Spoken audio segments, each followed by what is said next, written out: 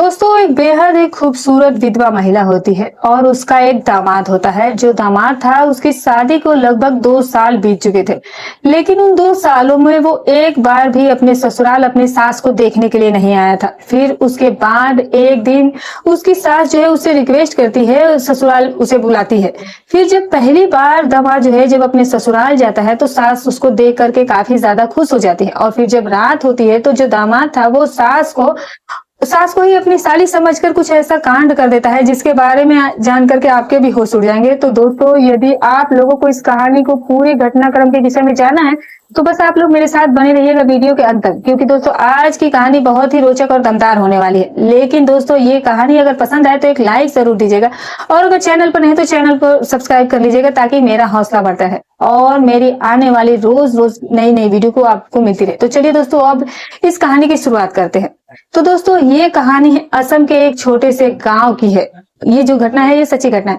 दोस्तों, एक बेहद ही खूबसूरत महिला होती है। उस महिला का पति नहीं होता, पहले पति का देहांत जो है वो काफी समय पहले ही हो चुका है। उस महिला का नाम होता है कविता। कविता की 2 बेटियां होती है। जो बड़ी बेटी होती है उसका नाम चांदनी होता है, और जो छोटी बेटी होती है उसका नाम जो रूपा होता है। दोनों ही बेटियां जो थी वो बहुत ही खूबसूरत थी, अपनी माँ की ही तरह। दोस्तों, जो रूपा की बड़ी बेटी थी चांदनी, उसकी वो पहले ही शादी कर चुकी थी, और जो चांदनी की अब शादी के 2 साल बीत भी चुके थे। और जो कविता, जो उसकी छोटी बेटी थी रूपा, वो अभी 10वीं कक्षा में पढ़ाई कर रही थी। और जब भी वो स्कूल से शाम के समय में पढ़कर आया करती थी तो अपनी माँ के कामकाज में वो हाथ बटाया करती थी।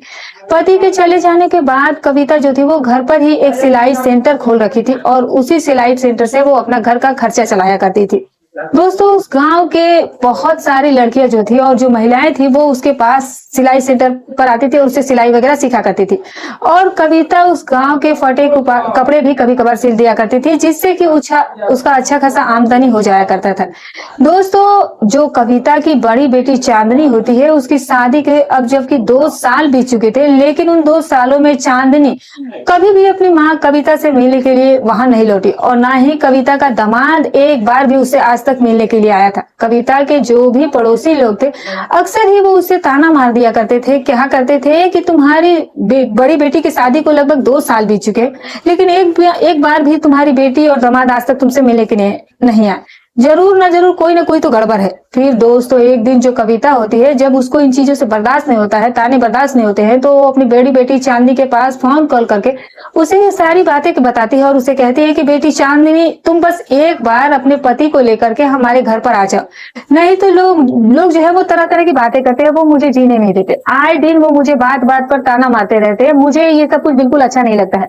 उसके बाद दोस्तों, जो चांदनी होती है वो अपने पति को सारी बातें बताती है। उसे कहती है कि जो उसकी माँ है उसे बहुत जरूरत है, बुला रही है, उसे हम लोगों को देखने का बहुत मन कर रहा है।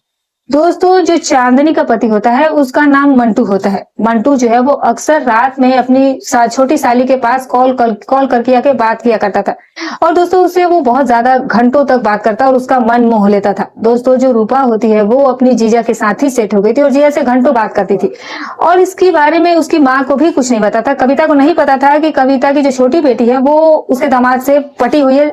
और फिर उसके बाद जब चांदनी अपने पति मंटू को ससुराल ले जाने के लिए बोलती है तो मंटू जो होता है वो इस बात को सुनकर के बहुत खुश हो जाता है और कहता है कि ठीक है, हम लोग सुबह में चलेंगे। और दोस्तों, अब जब सुबह हो जाता है तो मंटू अपनी पत्नी चांदनी को मोटरसाइकिल के पीछे बैठा करके ससुराल लेकर के चला आता है। दोस्तों, जब पहली बार मंटू ससुराल आता है तो कविता जो है वो अपनी बेटी दामाद को देख करके काफी ज्यादा खुश हो जाती है और फिर उनकी खातिरदारी में लग जाती है। और दोस्तों, कविता जो थी वो खूब अपने दामाद और बेटी की सेवा कर रही थी। और अब जो मंटू होता है जब अपनी सास को इस तरह से खातिरदारी देखता है तो वो काफी ज्यादा खुश हो जाता है, वो दंग रह जाता है। और फिर जब उसकी साली अपने जीजाजी को देखती है तो वो भी खुश हो जाती है, और मौका देखकर दोस्तों जो मंटू होता है वो अपनी साली से भी बातें करता है। और फिर दोस्तों, जो साली होती है वो अपने जीजा मंटू से कहती है कि जीजाजी, आज मैं छत पर सोऊंगी, इसीलिए आप मौका देख करके दीदी के पास से मेरे पास चले आना। और फिर हम लोगों ने इतने दिनों से जो बातचीत की है, आज आमने-सामने हम लोग सब कुछ करेंगे। फिर दोस्तों उसके बाद जब रात होती है तो ये लोग खाना-पीना खा कर के अपने-अपने कमरे में सोने के लिए चले जाते हैं और जब आधी रात का समय हो जाता है तो जो मंटू होता है वो अपनी साली रूपा के कहे अनुसार धीरे से अपनी पत्नी चांदनी के कमरे से निकल करके वो छत पर चला जाता है। और दोस्तों जब वो छत पर जाता है तो देखता है कि उसकी जो साली रूपा होती है वो बिस्तरा लगाकर वो छत पर लेटी हुई थी और फिर वो उसके पास जाकर के बैठ जाता है और उसे जगाता है। फिर जब रूपा की नींद खुलती है तो वो देखती है कि उसका जो जीजा है मंटू वो उसके पास आकर के बैठा हुआ है और फिर दोनों एक दूसरे को आंखों में देखते हैं। और दोस्तों जो बरसों का उनके अंदर जो अरमान था वो सभी अरमान वो लोग मिलकर पूरा कर लेते हैं। और फिर उसके बाद जो रूपा होती है वो अपने जीजा मंटू को थैंक यू कहती है और उसे कहती है कि जीजा जी आप बहुत क्यूट हो, आपने मेरे सारे अरमानों को पूरा कर दिए, जीजा हो तो आपके जैसा।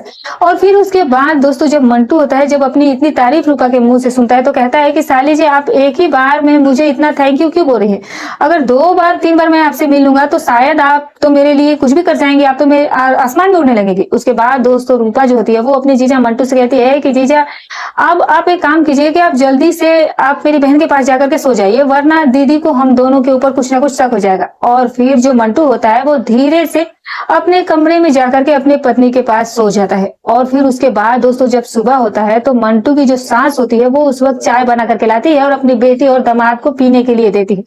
और फिर दोस्तों उसके बाद जब मंटू जो होता है वो अपनी सास के बनाए हुए चाय पीता है तो वो बहुत ज्यादा खुश हो जाता है। और फिर इसी तरह से दोस्तों मंटू को अब अपने ससुराल में रहते हुए लगभग 20 दिन का समय गुजर जाता है। और इसके बाद अब मंटू जो है वो उसका भी ससुराल में काफी ज्यादा दिल लग गया था और वो अपने सास और साली के साथ भी काफी ज्यादा घुल मिल गया था और इसी तरीके से खुशी खुशी से समय इनका बीत रहा था। एक दिन की बात है दोस्तों कि बरसात का मौसम होता है और जो उसकी साली रूपा होती है वो एक कमरे में उस वक्त सोई हुई थी। और दोस्तों जब खाना पीना खाने के बाद मंटू अपने कमरे में अपने पत्नी के पास जाकर के लेट जाता है तो उसको मालूम होता है कि रूपा जो होती है वो कौन से कमरे में सोई हुई है। लेकिन दोस्तों जो रूपा होती है वो बाद में उस कमरे से निकल करके अपने माँ के कमरे में जाकर के वो सो जाती है और ये बात मंटू को नहीं पता होती है और रूपा की माँ जाकर रूपा के कमरे में सो जाती है। दोस्तों दोनों ही जो है वो अपने कमरे अदला बदली कर लेते हैं और इस बारे में मंटू को कुछ भी जानकारी नहीं था और मंटू जानता था कि रूपा जो है वो उसी कमरे में सोई हुई है। दोस्तों जब अब आधी रात का समय होता है तो मंटू दबे पांव अपनी साली के कमरे में जाता है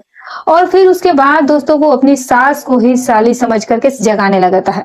जब दोस्तों सास की नींद खुलती है तो वो देखती है कि उसका जो दामाद है वो सामने बैठा हुआ है तो वो उस वक्त उसके कमरे में देखकर एकदम से दंग रह जाती है और उससे कहने लगती है कि दामाद जी इतनी रात गए, आप इस कमरे में क्या करने के लिए आए हैं। फिर दोस्तों जो मंटू होता है वो भी हक्का बक्का रह जाता है और वो भी सोचने लगता है कि यहाँ तो उसकी साली रूपा सोई हुई थी तो फिर ये सास यहाँ पर कैसे आ गई। फिर दोस्तों उसके बाद वो काफी ज्यादा शर्मिंदा हो जाता है और अपना सर जो है वो झुका लेता है और इधर उधर की वो बातें बनाकर बहाने बना करके अपनी सास को भटकाने लगता है। लेकिन जो कविता होती है वो सब कुछ अब समझ चुकी थी कि जो इसकी छोटी बेटी रूपा है और जो उसका दामाद है उन दोनों के बीच में कोई ना कोई चक्कर चल रहा है। और फिर दोस्तों उसके बाद जो मंटू होता है वो अपनी सास के पास से उठ करके अपने कमरे में जाने लगता है। उसी दरमियान दोस्तों जो कविता होती है वो अपने दामाद से कहती है कि दामाद जी रुकिए, जरा आप 1 मिनट मेरे पास आकर के बैठिए। और फिर दोस्तों वो अपनी सास के पास जाकर के बैठता है। उसके बाद जो कविता होती है वो कहती है कि दामाद जी अगर आप मेरे कमरे तक चलकर आ ही गए हैं तो भला नाराज होकर आप यहाँ से क्यों जाएंगे। अगर आपका मन है और अगर जो आप करने के लिए यहाँ पर आए थे आप सारे अरमान पूरे कर लीजिए और फिर ही यहाँ से जाइए। उसके बाद दोस्तों जब मंटू अपने सास की तरफ से इतनी बात सुनता है तो वो भी सोच में पड़ जाता है। और फिर जो कविता होती है वो अपने दामाद से कहती है कि इतना सोच क्यों रहे हैं, समय नहीं है मेरे पास इतना। आप तो जानते हैं कि आपके ससुर जी का देहांत जो है वो काफी समय पहले ही हो चुका है और वैसी स्थिति में काफी दिनों से मैं भी इन अरमानों के साथ हूँ, मेरे भी कुछ अरमान है, अगर आप उन्हें पूरा कर देंगे तो बहुत अच्छा बात है। और फिर दोस्तों उसके बाद जो मंटू होता है वो अपने सास के कहे अनुसार उनके साथ 3 घंटे तक उनके अरमानों को पूरा करता है। और फिर दोस्तों जो मंटू की सास होती है जो कि कविता होती है वो अपने दामाद से कहती है कि वाह दामाद जी, आपके जैसा लड़का मैंने पहले कभी नहीं देखा, आप जो है वो वाकई में कमाल करने वाले हो, आप चाहे कितने भी सिचुएशन में क्यों ना हो आप बिल्कुल नहीं डरे। फिर दोस्तों जो मंटू होता है फिर वो अपने अरमान उसके साथ पूरा करके फिर अपनी पत्नी के पास जाकर के सो जाता है। और फिर दोस्तों उस दिन के बाद से जो कविता होती है वो अपने दामाद के चाहत में ही रहने लगी। तो अब वो हमेशा मौका देखने लगती थी कि कब उसे मौका मिल जाए और कब उस दामाद के साथ समय बिता ले। फिर एक दिन रात के समय में जो सास होती है वो छत पर सोई हुई थी और मंटू जो था वो अपनी पत्नी के साथ बेड पर लेटा हुआ था। उस समय काफी गर्मी हो रही थी तो वो भी छत पर चला जाता है हवा खाने के लिए। और दोस्तों जब वो छत पर जाता है तो वो देखता है कि सास जो है वो छत पर ही बिस्तर लगा करके सोई हुई है। अब वो इस मौके का फायदा देखकर उठाता है और वहीं पर वो अपने अरमान पूरे करने लगता है। तब तक जो साली रूपा होती है वो देख लेती है अपनी जीजा को अपने माँ के साथ। फिर वो नीचे आकर के सारी बातें जो है वो अपनी बड़ी बहन चांदी को बताती है। और फिर दोस्तों इसी तरह से जो कविता और जो उसके दामाद थे उन दोनों का भांडा फोड़ जाता है।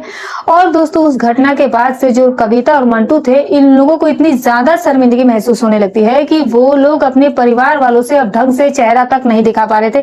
और फिर दोस्तों एक दिन जो सास होती है वो अपने दामाद को सेट करती है और कहती है कि देखिए दामाद जी, अब तो हम दोनों जो है वो कहीं मुंह दिखाने के लायक नहीं बचे। हमारी बच्ची हमारे बारे में जान गई है और ऐसी स्थिति में अगर हम लोग यहाँ पर रहेंगे तो जो आस पड़ोस के लोग हैं शायद वो लोग भी हमें गलत समझने लगेंगे। तो इसीलिए बेहतर है कि हम लोग क्यों ना यहाँ से कहीं बाहर चले जाए रहने के लिए। और फिर दोस्तों रात के समय में जो सास और दामाद होते हैं वो घर छोड़ करके चले जाते हैं और उसके बाद घर पर अब केवल चांदनी और छोटी बहन रूपा ही बच जाती है।